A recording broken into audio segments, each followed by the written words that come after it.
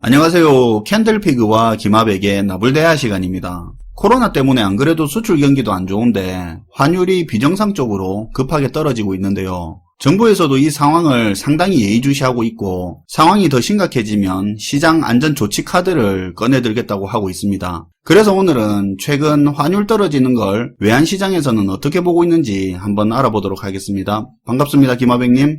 네, 안녕하세요. 오늘은 환율에 대해서 한번 얘기해보는 시간을 가져볼 텐데요. 최근에 원달러 환율이 이게 정말 미쳤다고 볼 정도로 연일 계속해서 추락하는 흐름이 나타나고 있습니다. 달러 가치가 떨어지고 있다는 말이죠. 그렇죠. 실제로 시장에서는 환율이 너무 빠르게 많이 떨어지다 보니까 최근에는 우려하는 목소리도 점점 크게 들려오고 있는데요. 그리고 이런 현상이 외환시장의 전문가들 사이에서는 혹시나 이게 다가올 미국 대선하고 연관된 게 아니냐는 그런 조심스러운 의견들도 현재 많이 들려오고 있는 상황입니다. 왜냐하면 이유도 그럴 것이 최근에 벌어지고 있는 이런 환율 하락 현상 자체가 지난 과거 대선 당시의 환율 흐름하고 워낙 비슷하게 진행되고 있기 때문인데요. 그렇다 보니까 최근의 환율 하락을 과거의 환율 흐름하고 비교해서 전망하는 의견들이 많이 나오고 있습니다. 세계 무역 규모가 줄어드는 바람에 그만큼 달러로 결제하는 게 줄어서 그렇다는 말을 들은 것 같기도 하고, 아니다, 미국 주식 같은 데 투자 들어간 거 생각하면 또 달러 수요가 줄었다고 볼 수는 없다, 그렇게 말하는 것도 본 것 같은데, 어쨌든 미국 대선하고 연관된 게 아니냐는 그런 의견도 있다 이거네요. 네, 최근에 외환시장 전문가들 사이에서 그런 얘기들이 전해지고 있어요. 그래서 오늘은 지난 과거 대선 당시의 환율 흐름하고 한번 비교해보면서 최근의 환율 흐름을 한번 얘기해보는 시간을 가져보도록 할게요. 우선 최근의 환율 흐름을 보면 정말 무서울 정도로 빠르게 떨어지고 있는데요. 수요일 같은 경우는 1131원대까지도 떨어져서 지난 3월 이후로 거의 7개월 만에 160원이 넘게 떨어지기도 했습니다. 사실 코로나가 발병한 지난 3월 같은 경우에는 한때는 1200원을 넘어서 많게는 1300원대까지도 넘나들 정도로 환율이 많이 올라가기도 했는데요. 그래서 당시만 하더라도 1300원은 물론이고 1500원대까지도 환율이 급등할 수 있다는 그런 전망이 나오기도 했습니다. 그런데 이런 흐름이 지난 5월 정도까지는 어느 정도 유지되다가 6월부터는 갑자기 하락하는 흐름으로 전환하게 되는데요. 그리고 최근에 들어선 이런 하락 흐름이 더욱 가파르게 진행돼서 지금은 무서울 정도로 달러 가치가 떨어지고 있는 상황이 만들어졌습니다. 이러니까 요새 쌀 때 달러 사야 된다는 분위기도 있던데, 어쨌든 앞에서 말한 미 대선과 환율이 연관된 거 아니냐는 그건 뭡니까? 네. 그럼 이제 지난 대선 때 환율 흐름은 어땠는지 그 부분을 한번 살펴볼 텐데요. 2008년 같은 경우는 리먼 사태 때니까 일단 제외시키고 2012년부터 한번 알아보도록 할게요. 오바마 재선될 때네요. 네. 자료를 큰 틀에서의 거시적인 흐름으로 봤을 땐 달러 가치가 대선 전에는 대부분이 큰 폭으로 떨어지게 된 걸 확인할 수 있는데요. 2012년도 같은 경우는 올해 고점을 찍은 이후에 계속해서 대선 전까지 떨어지게 된 걸 확인할 수 있습니다. 그리고 2016년도도 3월 당시에 고점을 찍고 이후로 대선 전까지는 전반적으로 환율이 하락하는 흐름을 보여주는데요. 그런데 2016년도 같은 경우는 조금 차이가 있는 게 이미 미리 대선 전부터 환율이 선행해서 올라가는 흐름이 나오는 차이가 있습니다. 근데 잠깐만요. 두 개가 큰 틀에서 봤을 땐 비슷하긴 한데 의문이 드는 게, 지난번에 기억을 하실지 모르겠는데 정권 교체될 때와 정권이 유지될 때 주가 환율 과거 사례와 관련된 레포트를 소개한 적이 있거든요. 네, 맞아요. 그때 내용은 정권 교체가 될 때 미리 달러 가치가 오르고 정권 유지될 때 달러 가치가 미리 내리는 결과가 나왔던 것 같은데요. 그것도 실제 사례였는데 어떻게 된 거죠? 지금은 2012년 정권 유지됐을 때랑 16년 교체됐을 때하고 똑같이 환율이 떨어진다고 하는 것 같은데요. 네, 맞아요. 지난 방송을 보신 분들은 그 부분에서 조금 헷갈릴 수도 있을 것 같은데요. 요게 기준점을 어떻게 두는지에 따라서 조금 헷갈릴 수도 있을 것 같아요. 쉽게 지난번에 소개했던 레포트 같은 경우에는 대선 직전 딱 3개월만 잘라서 그 부분의 미시적인 주가와 환율 흐름만 살펴본 내용인데요. 그런데 오늘 같은 경우는 대선이 펼쳐지는 해를 1년 단위로 큰 흐름으로 봤을 때 환율 흐름이 어떻게 전개되는지 그 흐름을 소개하는 내용입니다. 그래서 이렇게 봤을 땐 전반적인 측면에서의 큰 흐름 자체는 2012년도와 2016년도 모두 연초와 비교해서 전체적으로 떨어지는 흐름이었다고 이해할 수 있어요. 그리고 두 시기 모두 대통령이 당선되거나 아니면 취임한 이후로는 다시 환율이 반등해서 상승하게 된 걸 자료를 통해서 확인할 수 있습니다. 그래서 2016년 같은 경우는 미리 올랐다고 따로 언급을 한 거네요. 네, 맞아요. 그렇게 이해하시면 될 것 같아요. 일단 1년 전체를 통으로 크게 보면 된다 이거네요. 그렇죠. 그런데 자료를 보시면 특히나 올해 같은 경우는 지난 대선 때하고 전체적인 환율 흐름이 시기별로도 정말 더 비슷하게 흘러가는 걸 알 수 있는데요. 그래서 외환시장에서의 일부 전문가들 사이에서는 이번에도 지난 과거에서 보여준 패턴하고 비슷하게 대선 이후에 환율이 자리를 잡아서 상승하게 될 거라는 주장이 나오고 있습니다. 진짜 신기하게 대선 전후로 환율 움직임이 비슷하네요. 그런데 단순하게 생각해서 대선 이런 거 생각 안 하고 네, 이번에 돈을 엄청 풀어 제꼈으니까 달러 가치가 당연히 떨어지는 거 아니냐 그렇게 생각할 수도 있는 거잖아요. 네, 맞아요.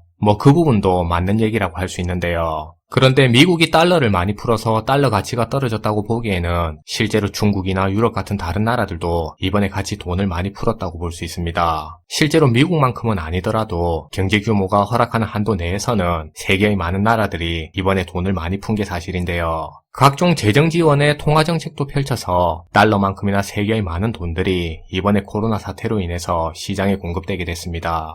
그러니까 최근 현상을 달러 공급 하나로만 보기에는 조금은 무리가 있을 것 같다는 생각인데요.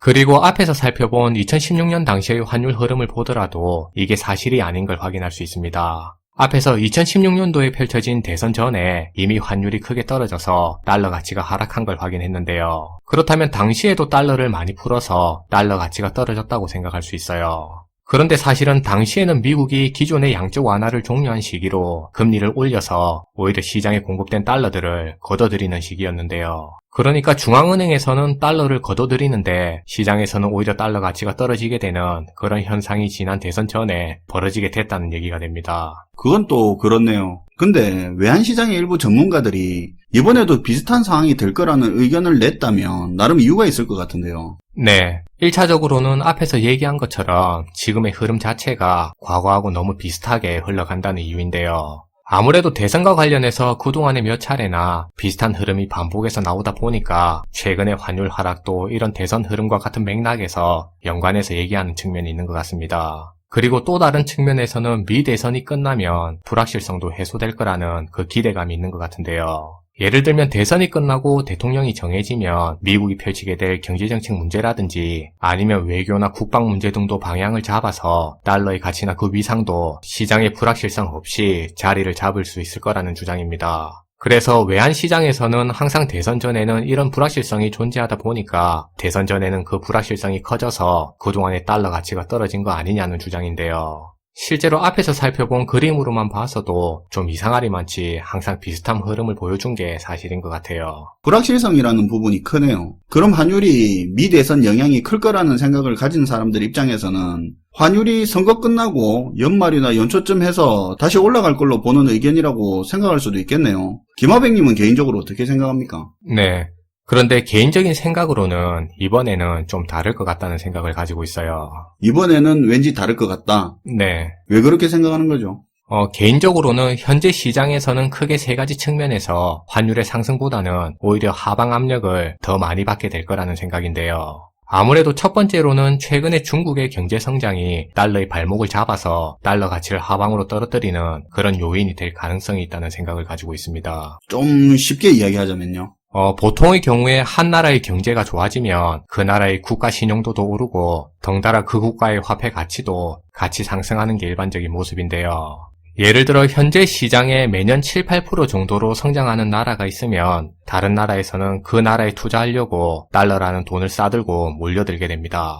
우선은 달러를 그 투자하려는 나라의 돈으로 바꿔야 그 국가의 채권이든 주식이든 부동산이든 간에 뭐든 매입해서 투자를 할 수 있게 됩니다. 이 말은 그만큼 투자받는 나라의 화폐 수요가 늘어서 그 나라의 돈 가치도 올라가게 된다는 말인데요. 결론적으로 한 나라의 경제가 성장해서 경제가 좋아지면 그 나라의 화폐 가치도 덩달아 좋아지는 게 일반적인 흐름입니다. 그런데 최근에 중국이 경제가 급반등하는 모습을 보여주고 있는데요. 보고에 따르면 지난 1분기만 하더라도 마이너스 6.8%를 기록하던 중국이 2분기에는 3.2%의 성장을 거쳐서 3분기에는 4.9%까지 경제 성장을 이루게 됐다고 발표됐습니다. 그 말은 그만큼 위안화도 최근에 강한 흐름을 나타내게 됐다는 말인데요. 실제로 자료를 보시면 지난 3분기 이후로 최근에 위안화가 강세를 보이는 흐름을 확인할 수 있어요. 위안화하고 달러와 관계에서 위안화가 강세라는 말은 또 반대로 달러와 약세를 의미하는 거겠죠? 그렇죠. 그게 첫 번째 요인이 될 수 있는 거죠. 그리고 달러 가치를 떨어뜨릴 수 있는 두 번째 가능성은 미국의 재정 정책에서 그 이유를 찾을 수 있을 것 같은데요. 예를 들어 다가올 대선에 누가 대통령이 되든 간에 미국은 코로나로 인한 재정 확대를 할 수밖에 없는 상황이 올 겁니다. 시장에서는 대략 2조 달러 이상을 미국이 대선 이후에 풀게 될 거라고 보고 있는데요. 이 말은 그만큼 시장에 많은 달러가 유입되면서 달러의 가치를 떨어뜨리는 그 요인이 될 가능성이 높다는 생각입니다. 마지막으로 세 번째 측면은 순전히 개인적인 판단인데요. 개인적으로는 향후에 미국 대통령이 바이든이 될 것 같다는 생각을 가지고 있습니다. 누구를 지지해서 말한다기보다는 그냥 최근의 흐름상 그렇게 되지 않겠냐는 생각인데요. 그런데 바이든의 핵심적인 대선 공약을 보면 그게 주로 증세 정책이 메인인 걸 확인할 수 있어요. 개인 소득세 같은 경우는 지금의 37%를 이후에 39.6%까지 증세를 하겠다고 공약하고 있는데요. 그리고 법인 세율도 지금의 21%에서 당선되면 28%까지 올리겠다고 얘기하고 있습니다. 그렇다면 만약에 지금의 추세대로 바이든이 당선되게 된다면 그만큼의 많은 기업들이 이익도 줄어들 수 있게 된다는 말인데요. 이 말은 미국 경제를 국가 전체적으로 보더라도 그만큼의 경제 성장에 부담이 될 요인으로 크게 작용할 수 있다는 말입니다. 결국 이 모든 요인들은 향후에 대선이 끝난다고 하더라도 달러 가치가 상승하기보다는 오히려 하방으로 내리는데 더 크게 작용할 가능성이 높다는 생각인데요. 실제로 앞에서 얘기한 외환시장에서 나오는 일부의 긍정적인 전망들을 제외하고는 아직까지도 대부분은 환율 1100원조차도 위태로울 거라는 의견이 많이 나오고 있습니다. 그래서 이런 부분은 감안해서 방향성을 잡을 필요가 있다는 생각이에요. 네.